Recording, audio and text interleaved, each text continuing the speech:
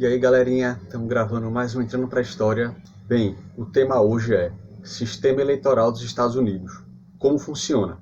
Mas antes vou pedir para vocês se inscrever no canal, deixar um like e ativar o sino. Valeu! Bem pessoal, a gente teve nos últimos dias a eleição entre o Trump e o Biden. Ela foi bem polêmica, cheia de problemas, lentidão, e isso acendeu muito esse tema na internet. Então vamos aos fatos. É assim, galera. Os Estados Unidos têm 50 estados e ocorre uma eleição indireta para presidente. O eleitor vai em seu estado votar no presidente. Só que ele vai votar no candidato dele e, caso esse candidato ganhe a maioria naquele dado estado, por exemplo, Califórnia, a Califórnia vai toda para esse ganhador. Ou seja, se ele tiver 50% dos votos populares mais um, ele vai ganhar todos os delegados do estado. Esse sistema eleitoral é conhecido como winner take all, em português, o vencedor leva tudo. Ou seja, na prática, o eleitor não está elegendo o presidente, ele está elegendo os delegados do estado que vão brevemente votar para presidente. Esses delegados vão votar posteriormente em dezembro, no colégio eleitoral, e a eleição ocorre organizada em nível local e não nível nacional. Mas o que são então, Alexandre, esses delegados? Bem, os delegados são as pessoas que irão, como a gente falou, de fato votar para presidente. É composto proporcionalmente pelo número de deputados e senadores de cada estado.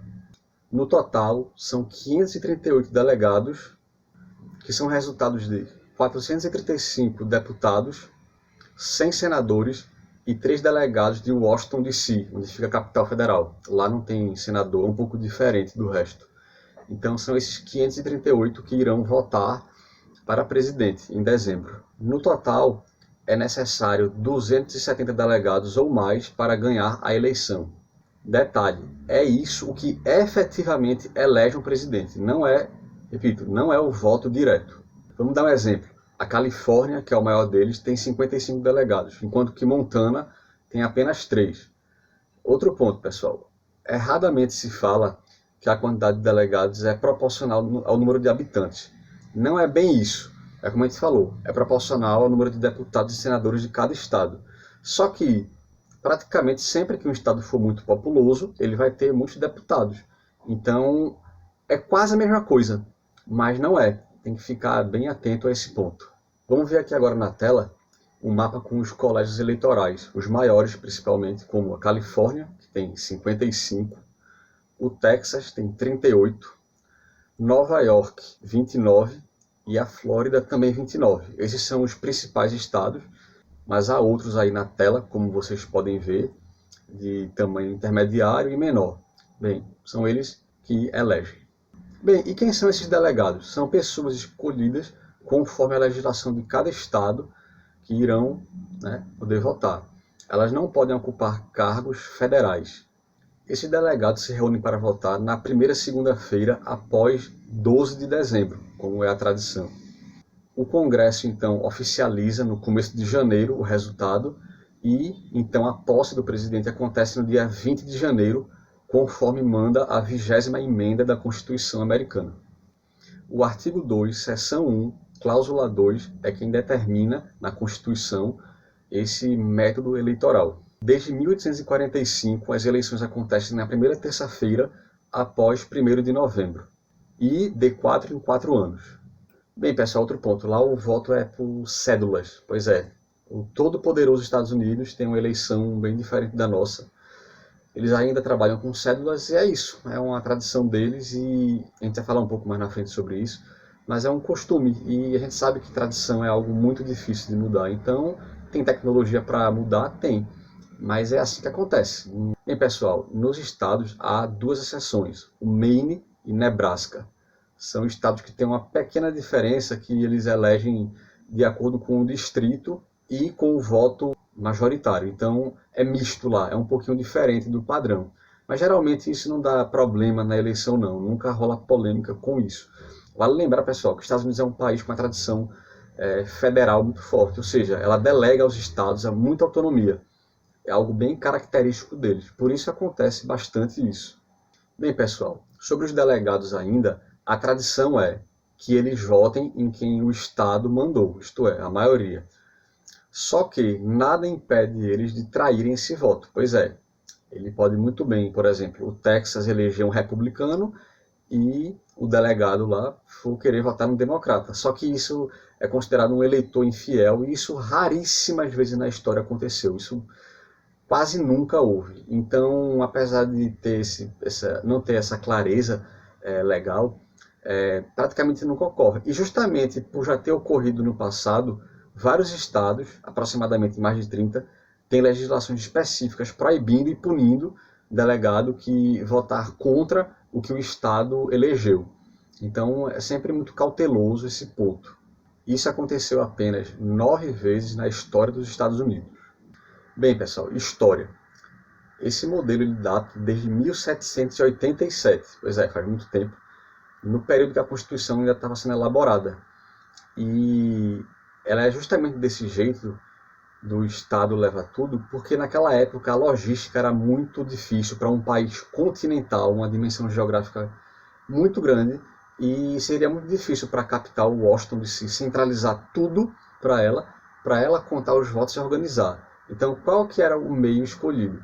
Ela delegava aos estados a organização da eleição. Quem ganhava no estado ganhava tudo. Então, é uma tradição que está há muitíssimo tempo consagrada e faz muito sentido. Muita gente não sabe, fica se encucando com essas eleições americanas. Ah, é muito difícil, ah, é muito complicado. Mas a resposta disso tudo está aí. Então, presta atenção, galera. Essa é a parte mais importante. Esse modelo está em vigor desde 1787, por essa questão geográfica e logística. Essa é a causa principal. Bem, pessoal, agora vamos para a base democrata e a republicana. Em quais estados, geralmente, os democratas ganham? Geralmente representados com a cor azul, os democratas dominam a Califórnia e seu cinturão, isto é, estados próximos, e também Nova York e estados próximos, que é o Nordeste americano. E quanto aos republicanos, geralmente eles ganham o sul-americano, que na verdade é como se a gente dividisse os Estados Unidos em 4 partes, seria um sudeste, se a gente pudesse falar, e estados do centro. Então, é aí onde estão as bases consolidadas. Geralmente, pessoal, os democratas ganham em lugares mais cosmopolitas, enquanto que os republicanos ganham em locais mais agrícolas, como a gente já falou, o sul-americano, o centro. Bem, pessoal, agora vem os famosos swing states. O que é que essa palavra quer dizer? Swing state quer dizer estado que balança, isto é um estado que ele decide a eleição porque ele não tem nem tradição republicana e nem democrata. Então, geralmente é um estado com alto poder de delegados e não tem tradição partidária. Vamos falar alguns deles. Flórida, o maior de todos, Ohio, Pensilvânia, Carolina do Norte, Michigan, Wisconsin, Virgínia e Arizona. Vai aparecer agora na tela o mapa contendo a base dos democratas em azul, republicanos em vermelho, e os que não estão nem com um nem com o outro são os swing states. Vale lembrar, pessoal, que isso não é algo exato. Não quer dizer que nunca possa mudar. Alguns estados podem, às vezes, ter uma ligeira inclinação para um, para outro. Às vezes é um swing state, mais ou menos swing state. Então é muito difícil nas ciências humanas cravar fórmulas. Mas são geralmente esses que a gente falou. Agora vamos para uma interessantíssima eleição, pessoal. A eleição de 1984, que foi um massacre eleitoral do Ronald Reagan. Pois é, lembra do ator da Califórnia? Ele se tornou presidente e ele conseguiu uma lavada histórica de 525 colégios eleitorais contra apenas 13 do Mondale. O Reagan era republicano, pessoal, e essa vitória nos anos 80 foi fortemente elogiada, foi histórica. Consagramos o presidente mais popular da história dos Estados Unidos. Isso serve para mostrar, pessoal, vamos ver agora o mapa da eleição, que, como a gente falou, o voto direto é uma coisa, mas o que define são esses estados eleitorais. Então, com esse massacre, apesar da vantagem popular ter sido grande, em termos eleitorais foi uma goleada homérica. Então é assim que funciona, acho que é um dado que vale muito a pena ver. Polêmicas. Bem, pessoal, lá a gente sabe que esse sistema de apesar de ter o voto popular e o voto eleitoral, o que vale é o eleitoral, causa muito problema. E mais cedo ou mais tarde iria ocorrer. E na história ocorreram algumas vezes, sim, esse problema. Ocorreram 5 vezes em que o voto popular foi maior, mas no colégio eleitoral foi menor. São eles: John Adams, em 1824, ele acabou sendo eleito pelo Congresso americano, porque ninguém conseguiu a maioria necessária na época. Rutherford Hayes, em 1876, Benjamin Harrison, em 1888, George Bush, em 2000. O caso Bush merece uma atenção maior, pessoal.